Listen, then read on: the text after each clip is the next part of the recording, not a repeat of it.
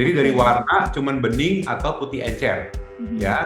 Kemudian dia tidak menyebabkan keluhan gatal, dia tidak berbau, ya. Mhm. Jadi nggak ada bau amis, bau busuk itu nggak ada. Jadi kalau Mhm. kadang-kadang misalnya kecapean atau di tengah-tengah siklus ada keluar keputihan tapi nggak gatal, nggak bau, putih, it's normal, nggak masalah. Karena Hmm. infeksi yang tadinya di vagina letaknya di bawah, dia bisa makin lama makin naik nih. Oke. Nah, kalau makin naik, tidak diobati dengan baik, dia bisa menginfeksi ke dalam rahim. Dia bisa Hmm. masuk ke dalam saluran telur atau tuba, menyebabkan radang. Bahkan masuk ke dalam rongga perut, menyebabkan radang atau namanya penyakit rongga panggul. Gimana pun juga itu antibiotik, swiper, Hmm. ya. Jadi harus disesuaikan satu dengan anjuran dokter, kedua adalah durasi terapinya harus cocok. Kalau enggak nanti Hmm. resisten kumannya.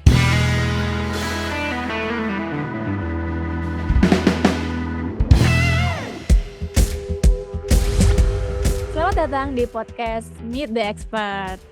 Swipers, keputihan itu adalah kondisi ketika lendir kental atau cairan bening keluar dari vagina. Nah, kondisi ini sebenarnya normal dan biasa terjadi pada setiap wanita. Keputihan ini sebenarnya berfungsi untuk membersihkan vagina dan menjaganya tetap sehat. Cairan ini juga berperan sebagai pelumas alami vagina dan melindunginya dari infeksi serta iritasi. Biasanya, jumlah dan konsistensi cairan yang keluar dari vagina ini dipengaruhi oleh siklus menstruasi.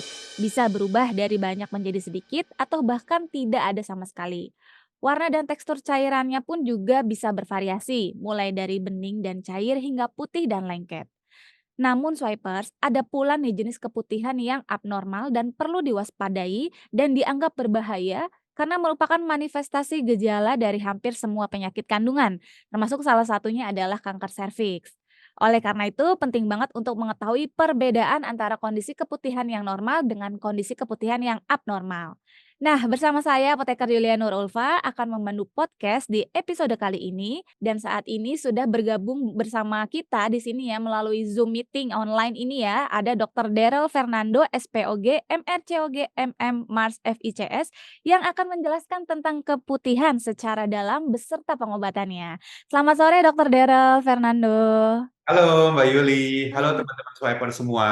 Halo Dok, terima kasih Dok sudah menyediakan dan meluangkan waktunya nih di tengah kesibukannya nih. Thank you juga udah di-invite. Oke Dok, ini sudah banyak banget pertanyaan yang masuk nih Dok, dari swipers ya tentang Ya, keputihan ini. Karena kebanyakan kan kalau farmasi itu wanita ya Dok ya, ininya majority-nya. Nah kita boleh ngobrol-ngobrol langsung dari, pertanyaan yang pertama ya Dok ya. Nah sebenarnya keputihan itu tuh, penyebabnya apa ya Dok? ya, baik. Tadi mungkin dari Kak Yuli udah menjelaskan bahwa keputihan itu sesuatu yang sering dialami oleh wanita ya. Betul. Jadi kalau bahkan kita sebagai dokter kandungan, keputihan itu salah satu penyebab tersering perempuan itu berobat ke dokter. Mhm. Karena alasan keputihan. Pasti at some point pernah ada episode mengalami keputihan yang mengganggu. Mhm. Nah, keputihan ini perlu kita bandingkan. Bisa ada dua jenis tadi. Bisa ada yang normal atau kita bilang fisiologis, ada yang kita bilang tidak normal atau patologis. Tadi yang seperti sudah disampaikan pada saat pembukaan, keputihan yang sifatnya fisiologis atau normal bisa penyebabnya mungkin karena pengaruh hormonal, karena tadi menjelang siklus haid, menjelang masa subur dia lebih encer, terus habis itu akhir-akhirnya dia jadi lebih kental ya. Pada saat ada peningkatan libido, bisa ada keluar cairan yang lebih encer. Itu hal-hal yang Mmm. dianggap masih normal. Tetapi ada juga penyebab dari keputihan yang tidak normal atau yang namanya patologis. Nah, yang tidak normal ini pun kita bagi dua lagi. Tidak normal apakah karena infeksi, itu yang akan menjadi topik pembicaraan kita hari ini, Mhm. atau penyebab yang bukan karena infeksi. Misalnya tadi ada tumor, ada polip, atau Mhm. bahkan misalnya yang bahaya ada kanker serviks ya. Itu adalah salah satu penyebab keputihan, tapi bukan karena infeksi. Nah, hari ini kita mungkin akan banyak fokus membahas tentang keputihan yang disebabkan oleh infeksi tersebut. Gitu. Oke, terima kasih banyak Dok penjelasannya. Kan tadi penyebabnya macam-macam ya Dok, tergantung dari dia tuh sebenarnya masuk ke kategori yang fisiologis tadi yang normal atau Ya, justru yang di abnormal. Nah, ada kaitannya nggak ya Dok, dengan dia kan tadi ada sempat saya sebutkan warnanya bisa beragam ya, ya, terus kekentalannya itu kan ya, juga bisa, bervariasi juga. Nah ini arti khususnya tuh apa Dok, untuk bisa lebih ya. mengenalnya? Jadi mungkin dengan kata lain bagaimana ciri-ciri ya Iya, teman-teman ciri-cirinya. dari swipers mengenali ini keputihan saya normal atau enggak sih gitu ya.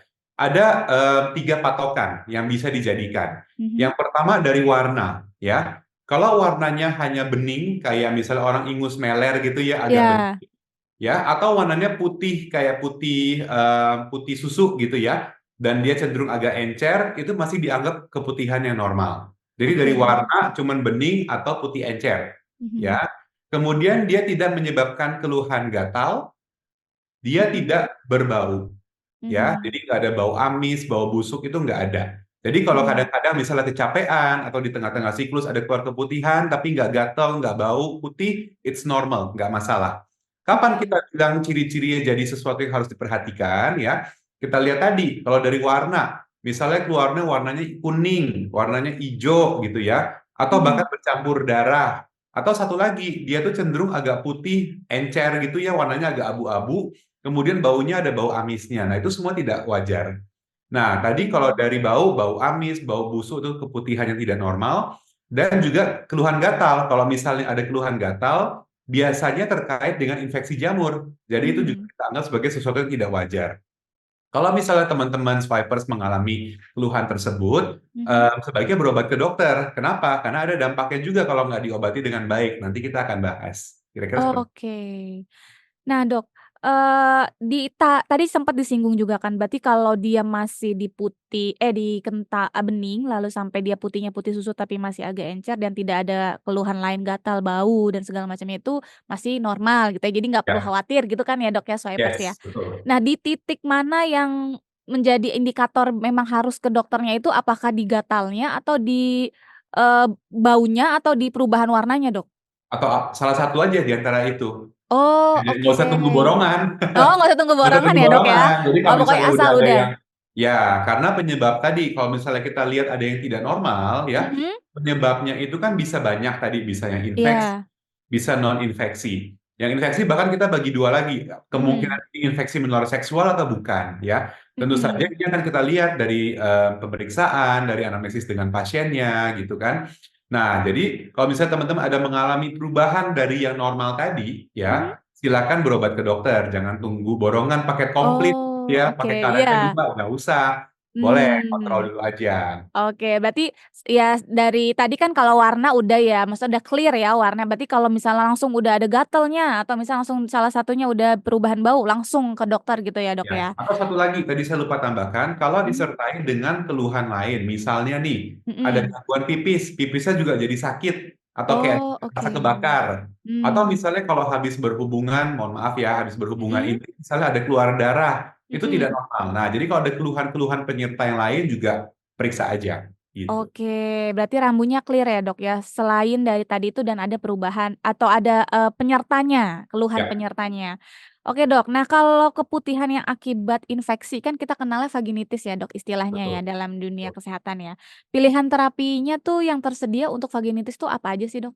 Oke, mungkin sebelum kita berbicara pilihan terapi, kita perlu tahu Mhm. penyebab yang umum dari vaginitis. Nah, Oke. vaginitis atau meradang pada area vagina itu yang paling sering bikin keluhan keputihan. Nah, Mmm. vaginitis itu ada 3 yang paling sering, ya. Oke. Ada satu kondisi namanya bacterial vaginosis atau BV. Mhm.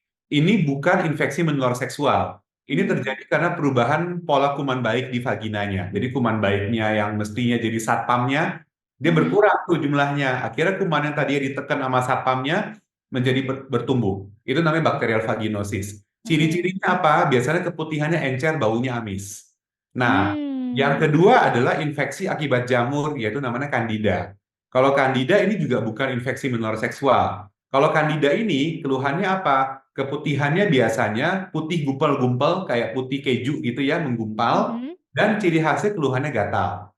Nah, Oke. untuk si BV, bacterial vaginosis sama Candida ini, biasanya infeksinya suka campuran, temenan mereka. Oh, Sekitar gitu, Dok. 40 sampai 50% itu suka ada bareng-barengan. Ah. Nah, makanya nanti kita akan bahas mengenai pilihan terapinya. Dan yang Mhm. terakhir yang namanya penyebabnya adalah namanya Trichomonas.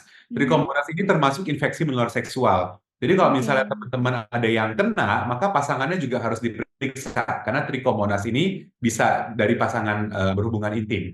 Nah, Oke. kalau Trichomonas ciri khasnya apa? Keputihannya hijau, bau busuk.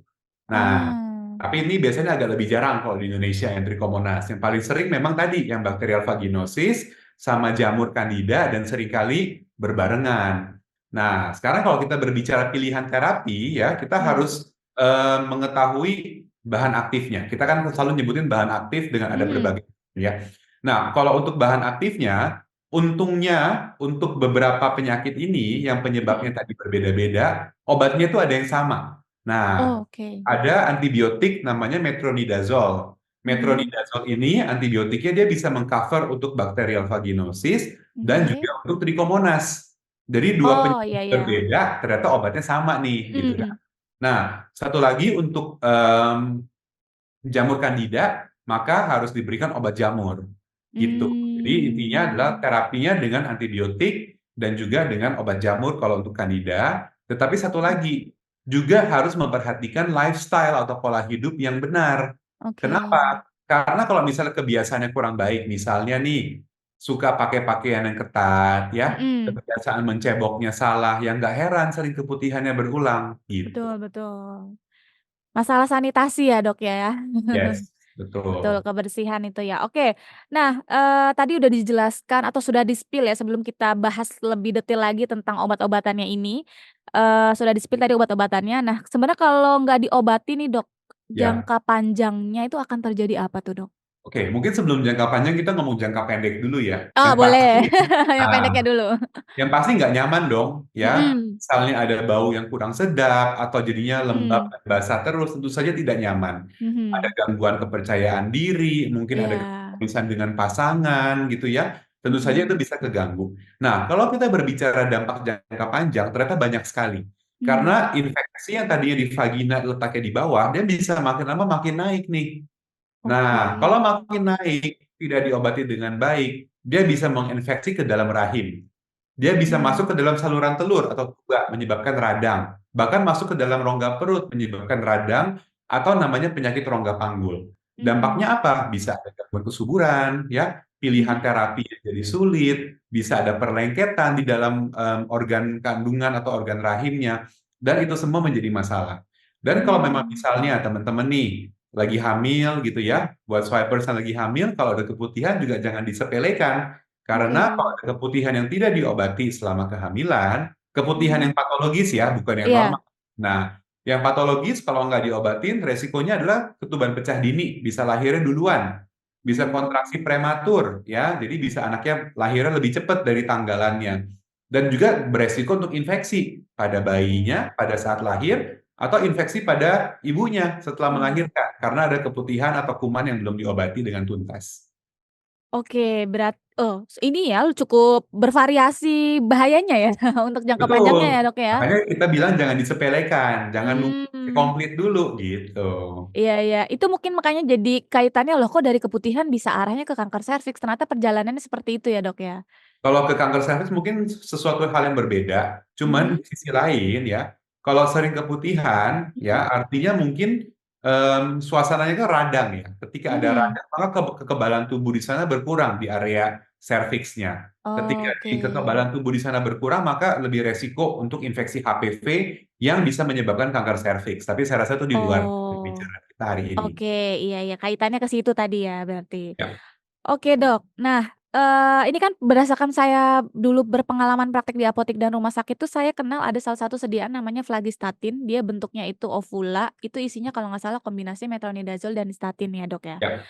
Nah itu, apakah obat itu salah satunya yang untuk, ini kan karena tadi dokter udah sempat mention juga ada metronidazole Ya. dan nystatin. Nah ini tuh, mekanisme kerja obatnya ini untuk mengatasi keputihan tuh sebenarnya seperti apa sih, Dok? Ya, kalau tadi untuk antibakterinya namanya metronidazole ya, yang Mhm. dia bisa untuk BV dan untuk Trichomonas, dia caranya adalah dia akan berikatan dengan DNA dari bakterinya. Intinya dia akan Oke. memecah supaya bakterinya itu nggak bisa berkembang biak. Nah, Mmm. kalau untuk nystatin, dia adalah golongan anti jamur. Dia akan Oke. memecah dinding sel jamurnya, intinya juga sel jamurnya pecah.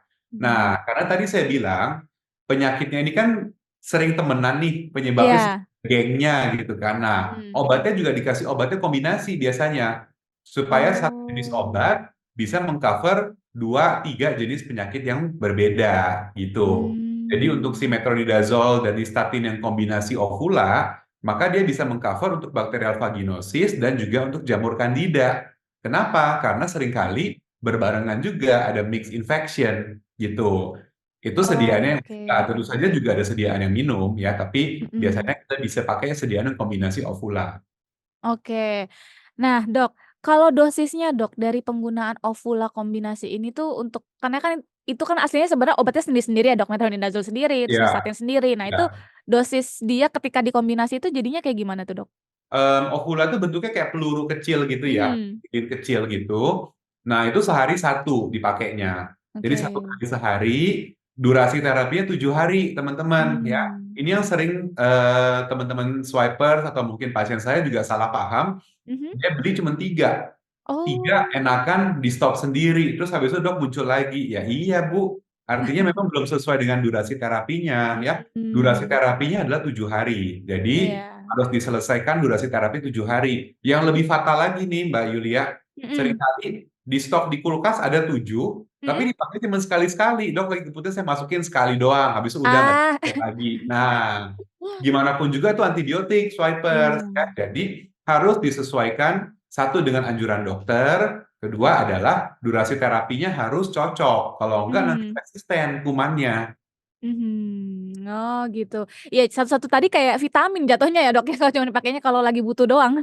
Betul, dianggapnya vitamin, padahal harus ada durasi terapinya karena Iya. dia pada dasarnya antibiotik gitu. Oke Dokter Darel, ini, pertanyaan lagi yang menarik Dok, karena dia kombinasi kan Dok, itu kan pada dasarnya sendiri ada obat satu-satu tadi terus dia Ya, kombinasi. Kelebihannya dengan dia yang diberikan secara sendiri-sendiri, baik itu dari secara oral, ya. dengan yang ada kombinasi ovula ini lewat vagina itu seperti apa tuh Dok?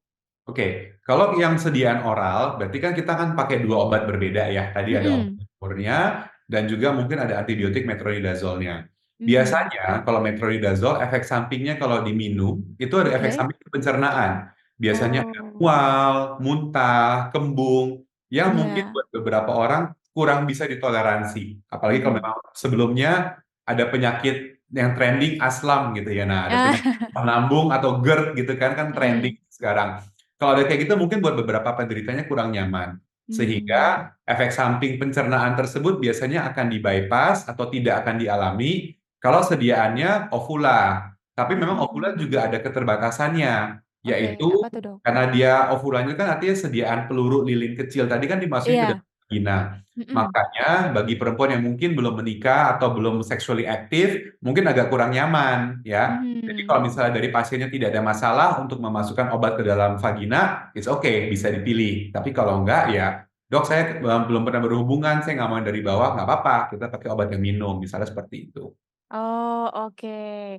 Ya, secara kepraktisan dan efek samping kayaknya lebih enak yang kombinasi tadi ya, Dok, ya. Cuman kan Ya, tadi ada kondisi tertentu ya, Dok, ya. betul, betul. Oke. Nah, kalau ovula kombinasi metronidazole dan nystatin ini kan diresepkan selama 7 hari tadi kata dokter ya, durasi Ya, terapinya tuh harus 7 hari ya, ya, nggak boleh kayak satu-satu ya swipers dipakainya kalau lagi keputihan doang gitu kan, baru dipakai gitu ya, nggak, ini harus 7 hari. Nah, tapi di hari keduanya itu ternyata ada keluhan gatal, gumpalan keputihan, atau nyeri di vaginanya tuh, nggak ada kayak gitu, terus, pasiennya tetap kekeh mau apa namanya, nggak mau pakai nerusin itu gimana tuh Dok ya. ngasih taunya Dok?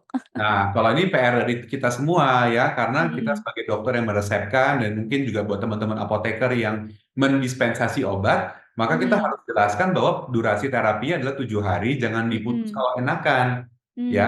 Karena Mmm. tadi begitu udah enakan, tapi belum diselesaikan secara optimal, nanti entah dia menjadi belum sembuh tapi dia kembali muncul gejala, Mhm. atau yang paling parah misalnya nanti berulang kali seperti ini timbul namanya kekebalan atau resistensi terhadap antibiotik. Akhirnya kita Oke. milih obatnya bingung. Kumannya jadi tebal Mmm. gitu. Mmm. Karena dia belum benar-benar dibunuh, bangkit lagi. Lama-lama dia punya perisai dengan Mmm. mempan obatnya gitu. Dan itu yang Mmm. cukup banyak kejadian untuk kasus batuk pilek. Nah, Oke, batuk pilek ya. banyak yang minum antibiotik sembarangan. Akhirnya lama-lama obatnya makin lama makin keras karena obat yang biasa udah nggak mempan. Jangan Mmm. sampai kejadian buat keluhan keputihan. Jadi pokoknya 3 hari enakan tetap terusin sampai 7 hari ya. Iya. Oke, itu ya swipers ya, jangan lupa karena disediaannya itu tuh ada antibiotik, karena metronidazole itu antibiotik ya swipers. Jadi bagaimanapun memang tetap harus dihabiskan ya Dok ya, kayak Ya, biasanya gitu kan. Harus dihabiskan, harus sesuai durasi terapinya. Nah betul. kalau Ovula kombinasi metronidazole dan nystatin ini sebenarnya bisa digunakan dari umur berapa Dok? Sampai Oke. berapa? Kalau dibilang umur berapa, mungkin batasannya bukannya umur, tapi mungkin ketika sudah sexually active ya, artinya ya, Oh sudah oke. aktif atau sudah pernah berhubungan intim. Kalau ada keluhan, maka bisa Mhm. menjadi salah satu pilihan untuk terapi, ya.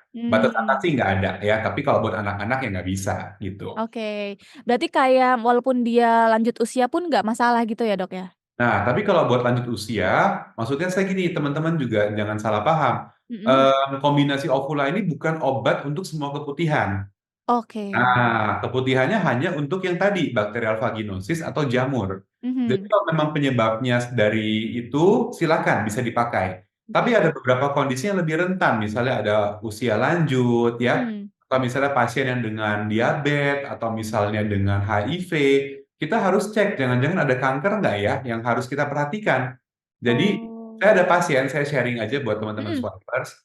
Dok, saya keluhan keputihan. Kebetulan dia bawa neneknya. Mhm. Jadi saya udah kasih obat saya nih yang kombinasi nggak sembuh-sembuh gitu kan ya. Iya. Ternyata saya periksa cancer. Aduh. Karena gitu, jadi harus tetap ke dokter dulu. Nah, jadi Mmm. jangan beli sendiri buat obat keputihan gitu ya, karena Mhm. takutnya nggak tepat sasaran gitu. Oke. Ternyata ada penyebab yang lain. Tapi memang bisa menjadi pilihan terapi dari sejak sudah aktif secara seksual kalau yang Mhm. kombinasi ovula ya, sampai usia lanjut kalau memang penyebabnya adalah bakterial vaginosis plus minus jamur gitu. Mmm. Nah tuh swipers ya perlu dicatat ya, jadi obat itu personal use ya, jadi Ya, emang nggak bisa, "Oh cocok buat saya," terus kasih ke orang yang lain itu nggak boleh ya, Dok, ya? Karena kan belum tentu sama ya, ya, Dok, ya? betul. Ya. Iya. Nah kalau untuk ibu hamil atau ibu menyusui gimana, Dok? Penggunaan ini amankah? Kalau buat ibu hamil, boleh digunakan di atas trimester 1, artinya kalau sudah lewat 13 minggu boleh, ya. Oke. Kalau untuk ibu menyusui tidak ada masalah, silakan. Oke, baik. Nah, Swipers, segera lengkapi stok apotik milik Swipers dengan produk Flagystatin ready stock di Swiper X Belanja. Jadi langsung aja check out ya Swipers, buruan jangan sampai kehabisan. Belanja kebutuhan apotik pasti aman, nyaman, cuan hanya di Swiper X Belanja. Oke Dok, terakhir nih, tolong berikan tips non farmakologisnya untuk kita nih para swipers, cara mencegah keputihan supaya kita nih swipers-swipers ini bisa lebih, aktif lagi apa ya istilahnya, menjaga diri gitu dari keputihan ini Dok. Ya, jadi kalau misalnya untuk tips yang paling utama adalah menjaga kebersihan dan kesehatan area kemaluan atau area vagina. Caranya Oke. gimana? Yang pertama dari pakaian, jangan sering pakai yang ketat-ketat ya. Mhm. Apalagi kalau udah ketat, pakai celana legging misalnya gitu ya, Iya. olahraga udah kering basah gitu. Nah, akhirnya keputihan Mmm. deh, gitu ya. Jadi gunakan pakaian yang lebih banyak longgar. Oke. Kemudian bahan celana dalam juga bahan yang menyerap keringat. Oke. Nah, yang penting juga berikutnya adalah area cebok. Cara cebok dari arah depan ke belakang, bukan Mmm. dari arah belakang atau dari area dubur ke arah depan. Nanti kumannya malah ikut ke depan, ya. Oke. Dan yang pasti perilaku seksual yang sehat, ya. Dan yang terakhir, kalau memang misalnya teman-teman ada keluhan, jangan ditunda lama-lama, periksa aja ke dokter terlebih dahulu. Oke. Nah, terima kasih banyak Dokter Daryl Fernando atas, penjelasannya dan ilmunya yang di-share pada Swipers nih hari ini. Semoga bisa menambah wawasan bagi yang menonton episode kali ini ya. Terima kasih juga buat Swipers yang sudah nonton. Jangan lupa untuk like, subscribe, dan share video ini serta nyalakan fitur lonceng notifikasinya supaya bisa tetap up to date dengan konten-konten terbaru dari Swiper X Indonesia. Sampai jumpa di episode berikutnya. Sampai jumpa di episode berikutnya Meet the Expert, podcast-nya Apoteker. Salam sehat. Terima kasih banyak Dokter Daryl.